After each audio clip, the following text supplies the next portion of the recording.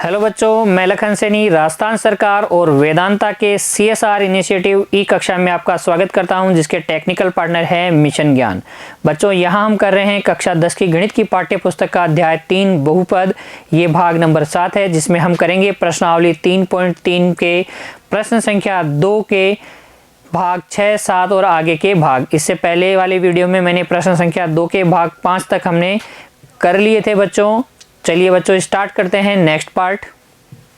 देखिए बच्चों, गुणनखंड विधि से के द्वारा आपको क्या करना है, गुणनखंड विधि द्वारा समीकरण को हल करना है। ठीक है, और कैसा समीकरण है ये? द्विघात समीकरण है बच्चों। x² माइनस 8x प्लस 1 बराबर 0। तो गुणनखंड विधि में क्या करते हैं बच्चों, हम a, b और c नोट कर लेते हैं। a का मान यहाँ 1 है, b का मान -8 है और c का मान कितना है बच्चों? 1 है। सबसे पहले हम क्या करेंगे, a गुणा c करेंगे। तो जब आप a को c से गुणा करते हैं तो आपके पास प्लस का 1 आता है। अब 1 के ऐसे दो गुणनखंड आपको पता करने हैं जिनको जोड़ने पे क्या आए, मध्य पद का संख्यात्मक मान आए, मध्य पद का गुणांक आए, अर्थात 1 आए। तो 1 के ऐसे दो गुणनखंड क्या हो जाएंगे बच्चों? 1 के ऐसे दो गुणनखंड हो जाएंगे बच्चों, एक तो 4 प्लस √15 हो जाएगा, और इसको जब आप गुणा करेंगे 4 माइनस √15 से, तब आपके पास क्या आ जाएगा, 1 आ जाएगा। और इन दोनों को जोड़ने पे क्या आ जाएगा, मध्य पद का संख्यात्मक मान आ जाएगा। अब बच्चों, आप यहाँ सोच रहे होंगे कि सर को कैसे पता कि 1 के ऐसे दो गुणनखंड 4 प्लस √15 और 4 माइनस √15 ही होंगे। तो बच्चों, उसके लिए आप थोड़ा धैर्य रखिए। जब मैं आपको श्रीधर आचार्य विधि और पूर्ण वर्ग विधि बताऊंगा, तब मैं आपको सिखाऊंगा कि इस तरीके के प्रश्न में किस तरीके से आपको ट्रिक लगानी है, किस तरीके से आपको दिमाग लगाना है, और फिर आप इसको हल करना है। तो ठीक है बच्चों, 1 का ऐसे कोई आप गुणनखंड नहीं पता कर सकते, डायरेक्टली दो जिनको जोड़ने पे 8 आ जाए। ठीक है, तो आप थोड़ा सा धैर्य बना के रखिए। मैं आपको जब श्रीधर आचार्य विधि और पूर्ण वर्ग विधि बताऊंगा आगे आने वाले वीडियो में, तब मैं आपको वापस से इस प्रश्न के बारे में डिस्कस कर लूंगा, ताकि आपको अच्छे से समझ में आए। यहाँ आप थोड़ा सा पेशेंस के साथ इस चीज़ को मानिए कि हाँ, 1 के ये दो गुणनखंड होंगे।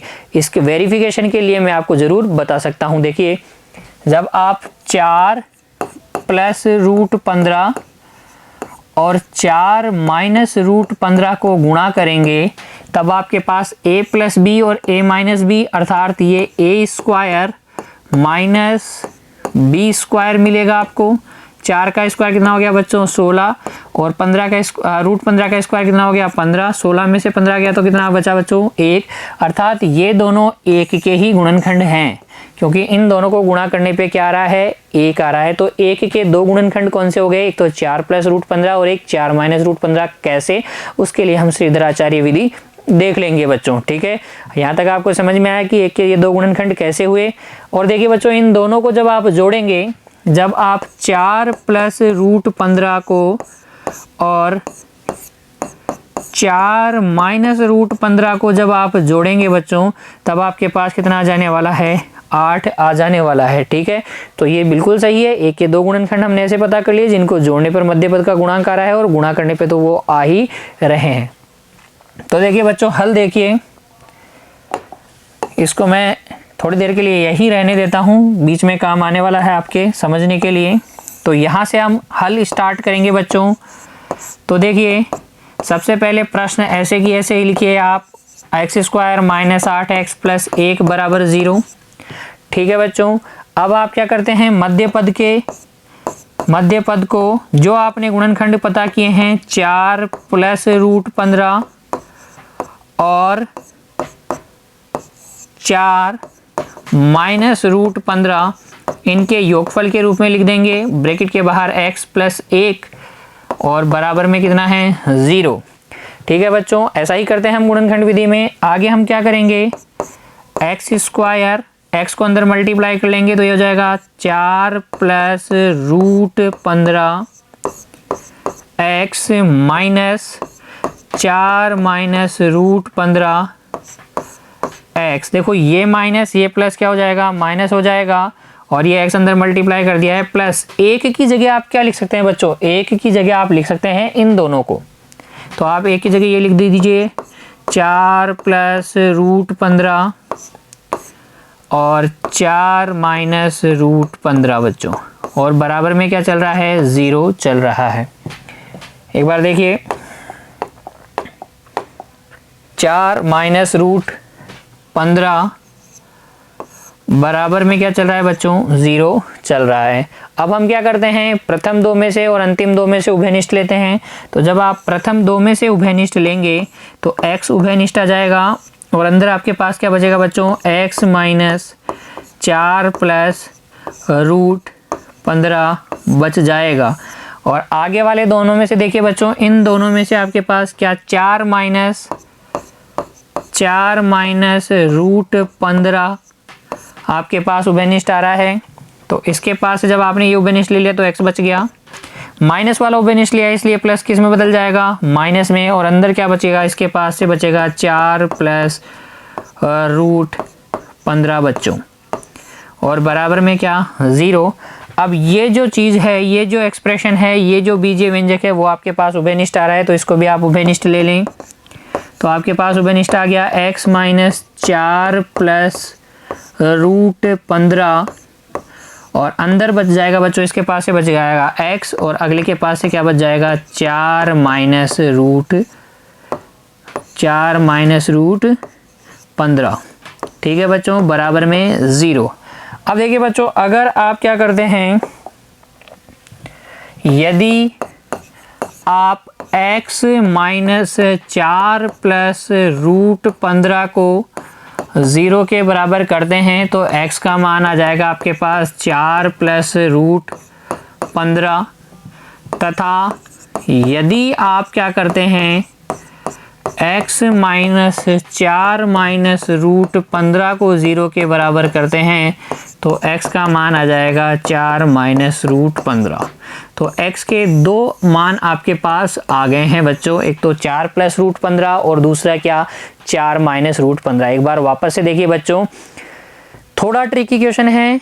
गुणनखंड, इस ऐसी स्थिति में गुणनखंड कैसे पता करेंगे, वो हम सीखेंगे किसमें, श्रीधराचार्य विधि में।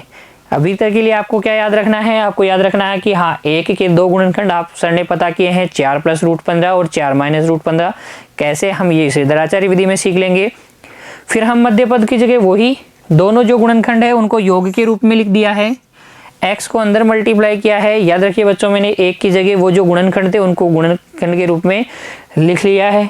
इस तरीके से प्रथम दो में से अंतिम दो में से कॉमन लिया, दो रेखिक हमारे पास गुणनखंड बन गए हैं, दोनों को 0 से कंपेयर करके हमने x के मान निकाल लिए हैं बच्चों। ठीक है, तो घबराने की जरूरत नहीं है बच्चों, आप थोड़ा सा धैर्य मेरे साथ बना के रखिए। बढ़ते हैं नेक्स्ट पार्ट की तरफ। प्रश्न संख्या 2 का भाग संख्या 7, 3x square minus 2 root 6x plus 2 बराबर 0 को गुणनखंड विधि से आपको हल करना है। तो बच्चों क्या करेंगे, सबसे पहले वही a b c नोट कीजिए। a का मान 3 है, b का मान है 2 रूट 6 वो भी नेगेटिव, c का मान है आपके पास 2, और इसको आपको किससे हल करना है, इस समीकरण को आपको हल करना है गुणनखंड विधि से। कौन सा समीकरण है, 3x square minus 2 root 6x plus 2 बराबर कितना बच्चों, 0। ठीक है बच्चों, अब आप क्या करेंगे, a को c से गुणा करेंगे। जब आप a को c से गुणा करेंगे तो कितना आ जाएगा बच्चों, 6 आ जाएगा। और जोड़ने या घटाने पर क्या आना चाहिए, जोड़ने या घटाने पर का मतलब क्या है, देखो यहाँ पे दोनों प्लस के हैं, इसका मतलब जोड़ने पे कितना आना चाहिए, मध्य पद का गुणांक का संख्यात्मक मान अर्थात 2 रूट 6 आना चाहिए।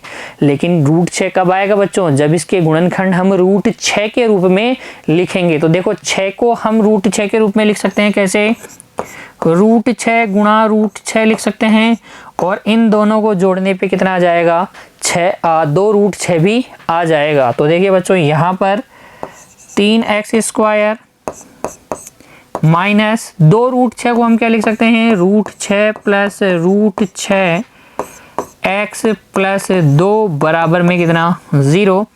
अब आप अंदर मल्टीप्लाई कर दीजिए, 3x square minus root 6x minus root 6x plus 2 बराबर में कितना बच्चों, 0। अब प्रथम दो में से और अंतिम दो में से उभयनिष्ठ लें। तो पहले आप 3x² का मतलब समझिए, 3x² का मतलब है √3 गुणा √3 गुणा x गुणा x बच्चों, और √6x का मतलब हो गया √2 गुणा √3 गुणा x। ठीक है बच्चों, आगे देखिए 2 का मतलब क्या है, 2 का मतलब है √2 गुणा √2। तो अगर आप प्रथम 2 में से उभयनिष्ठ देखना चाहते हैं, इन दोनों में से उभयनिष्ठ देखना चाहते हैं, तो √3 उभयनिष्ठ है और x भी उभयनिष्ठ है। तो √3x आपने उभयनिष्ठ ले लिया, तो इसके पास से तो क्या बच गया बच्चों, एक √3 और एक x बच गया, तो √3 और x बच गया, माइनस इस √6x के पास से √3 और x आपने कॉमन ले लिया, तो सिर्फ क्या बच गया, √2 बच गया। आगे वाले इन दोनों में आप उभयनिष्ठ देखिए, इन दोनों में उभयनिष्ठ है √2 उभयनिष्ठ है, तो √2 आपने उभयनिष्ठ ले लिया, तो अंदर बच गया √3x माइनस √2 बराबर 0। अब आप √3x माइनस √2 को भी उभयनिष्ठ ले लें, तब आपके पास बच जाएगा √3x माइनस √2 बराबर 0। ठीक है बच्चों, इस तरीके से दोनों जो गुणनखंड आए हैं आपके पास, वो दोनों क्या आए हैं, सेम आए हैं। इसका मतलब ये है कि आगे चल के आपके पास जो हल आने वाले हैं वो भी क्या आने वाले हैं, सेम ही आने वाले हैं। तो जब आप इसको 0 के बराबर लेते हैं तो x का मान कितना आ जाएगा बच्चों, √2/√3, तथा यदि आप अगले वाले को भी 0 के बराबर लेंगे तो भी आपके पास x का मान कितना आ जाएगा, √2/3। इसके भी शून्य जो हैं, इसके भी जो हल हैं, इसके जो मूल हैं वो क्या आए हैं बच्चों, समान आए हैं। वापस से देखिए, सबसे पहले वही हमने a गुणा c किया, 6 आया, 6 के ऐसे 2 गुणनखंड पता करने थे जिनको जोड़ने पे 2 √6 आए, तो √6 गुणा √6 हो गया। 2 √6 की जगह हमने √6 प्लस √6 लिखा, x को अंदर मल्टीप्लाई किया, प्रथम 2 में से अंतिम 2 में से उभयनिष्ठ लिया, रेखिक बहुपदों के रूप में उसको विभक्त किया, प्रत्येक रेखिक बहुपद से एक समीकरण बना, रेखिक समीकरण, जिससे हमने x के 2 मान निकाल लिए। दोनों कैसे आए बच्चों, समान आए। देखिए नेक्स्ट प्रश्न संख्या 2 का भाग संख्या 8, x² प्लस 8x प्लस 7 बराबर 0। ये तो हमें बहुत ही आसान प्रश्न दे दिया गया है बच्चों। देखिए a, b और c 1, 8 और 7, ठीक है, 1, 8 और 7 आपको दिख रहा है। हल करेंगे, सबसे पहले x² प्लस 8x प्लस 7, जैसा प्रश्न है वैसा का वैसा लिखा। अब आपको a गुणा c करना है, 1 गुणा 7 कितना हो जाएगा, प्लस का 7। 7 के ऐसे 2 गुणनखंड पता करने हैं जिनको जोड़ने पे क्या आए, 8 आए, तो देखो 1 गुणा 7 हो गया। 1 गुणा 7 को जोड़, जब आप 1 और 7 को जोड़ते हैं तो 8 आ जाएगा, तो 8 की जगह आप क्या लिख देंगे, 8 की जगह आप लिख देंगे 1 प्लस 7 ब्रैकेट के बाहर x और 7 प्लस 7 बराबर 0। यहाँ से आपको x² plus x plus 7x plus 7 बराबर 0 मिल जाएगा। प्रथम 2 में से जब आप उभयनिष्ठ लेंगे तो x उभयनिष्ठ आ गया, x प्लस 1 बच गया। अंतिम 2 में से जब आप उभयनिष्ठ लेंगे तो 7 उभयनिष्ठ आ जाएगा, x प्लस 1 बच जाएगा। यहाँ से आप x प्लस 1 को उभयनिष्ठ ले लें तो अंदर आपके पास बच जाएगा x प्लस 7 बराबर में 0। तो जब यदि आप क्या करते हैं बच्चों, यदि आप करते हैं x प्लस 1 को 0 के बराबर तो x का मान कितना आएगा, -1, तथा यदि आप क्या करते हैं x प्लस 7 को 0 के बराबर करते हैं तो x का मान कितना आएगा बच्चों, -7 आ जाएगा। ठीक है, तो बहुत आसान सवाल था ये। तो बढ़ते हैं नेक्स्ट पार्ट की तरफ। गुणनखंड विधि द्वारा समीकरण को हल कीजिए। समीकरण आपको किस में दे रखा है, भिन्नात्मक रूप में दे रखा है। ax² plus bx plus c बराबर 0 के रूप में नहीं दे रखा है, इसलिए पहले हम इसको इस रूप में बदलेंगे। किस रूप में बदलेंगे, ax² plus bx plus c बराबर 0 के रूप में बदलेंगे। उसके बाद में गुणनखंड विधि से इसको हम हल कर लेंगे बच्चों। तो देखो क्या दे रखा है आपको, x प्लस 3 बटे x प्लस 2 बराबर 3x माइनस 7 बटे 2x माइनस 3। तो जब दोनों तरफ आपको भिन्नात्मक दे रखा होता है तब आप क्या करते हैं बच्चों, तब आप दोनों तरफ क्या करते हैं, आप करेंगे वज्र गुणा। क्या करते हैं बच्चों, हम वज्र गुणा करने पर, तो जब आप वज्र गुणा करेंगे तो देखो बच्चों ये x प्लस 2 तो किससे गुणा हो जाएगा, 3x प्लस -7 से, सॉरी बच्चों 3x -7 से गुणा होगा, ये 3x -7 और ये x प्लस 3 किससे गुणा हो जाएगा बच्चों, ये हो जाएगा 2x -3 से गुणा। जब आप इसको गुणा करेंगे तो देखो पहले x किससे, अगले वाले द्विपद से गुणा करेंगे 3x -7, इस x को पहले पूरे से गुणा करो, फिर +2 को पूरे से गुणा करेंगे x -7 से, इधर x पहले किससे गुणा होगा 2x -3 से, और फिर +3 किससे गुणा हो जाएगा 2x -3 से गुणा हो जाएगा। तो यहाँ देखिए बच्चों आपके पास इसको x से गुणा करेंगे तो आ जाएगा 3x² -7x प्लस 6x -14 बराबर में क्या चल रहा है बच्चों 2x² -3x प्लस 6x -9। इस तरीके से गुणा आप कर पाएंगे, बहुत ही आसान है। अब देखिए बच्चों ये आपके पास आ गया 3x², उधर से 2x² आके इधर माइनस हो जाएगा तो प्लस का क्या बचेगा x² बचेगा, -7x और प्लस 6x कितना हो जाएगा माइनस का x, इधर बच जाएगा माइनस का x और -14 बराबर, इधर देखिए बच्चों 2x तो उधर चला ही गया है, -3x और प्लस का 6x कितना हो गया प्लस का 3x और यहाँ पर -9। ठीक है बच्चों, आगे देखिए हमारे पास आ गया है x² -x -14 बराबर क्या है बच्चों, बराबर है 3x -9, बराबर है 3x -9, जिसको अब हम अगर उन सभी को इधर लेके आते हैं तो ये हो जाएगा x² -4x -9 इधर आ जाएगा तो ये माइनस का कितना बचेगा 5 बचेगा बच्चों, क्योंकि -14 और +9 कितना होता है -5। ठीक है, अब ये आपके पास ax² + bx + c बराबर 0 के रूप में आ गया है। अब आप इसमें गुणनखंड विधि अप्लाई कर दें। गुणनखंड विधि क्या है बच्चों, a गुणा c करें, -5 आएगा, -5 आपको क्या बता रहा है कि 5 के ऐसे 2 गुणनखंड पता कीजिए जिनको घटाने पर मध्य पद का संख्यात्मक मान अर्थात 4 आए। तो 5 के 2 गुणनखंड 1 और कितना हो गया 5 हो गया, 5 में से 1 घटाने पे 4 आ जाएगा। तो इस 4 की जगह हम क्या लिख देंगे बच्चों x² माइनस अपनी जगह 4 की जगह हम लिखेंगे 5 - 1 x - 5 बराबर कितना बच्चों 0। x को जब हम अंदर मल्टीप्लाई करेंगे तो x² -5x प्लस x -5 बराबर 0। प्रथम 2 में से जब आप उभयनिष्ठ लेंगे तो x उभयनिष्ठ आ जाएगा, x -5 बचेगा। अंतिम 2 में से एक उभयनिष्ठ आ रहा है तो x -5 यहाँ पे भी बच जाएगा। x -5 को आप उभयनिष्ठ लीजिए, अंदर बच जाएगा x + 1 बराबर 0। तो यहाँ से x -5 बराबर जब आप 0 करते हैं तो x का मान कितना आएगा बच्चों 5 आएगा, तथा x + 1 को जब आप 0 के इक्वल करते हैं तो x का मान कितना आएगा -1 आ जाएगा।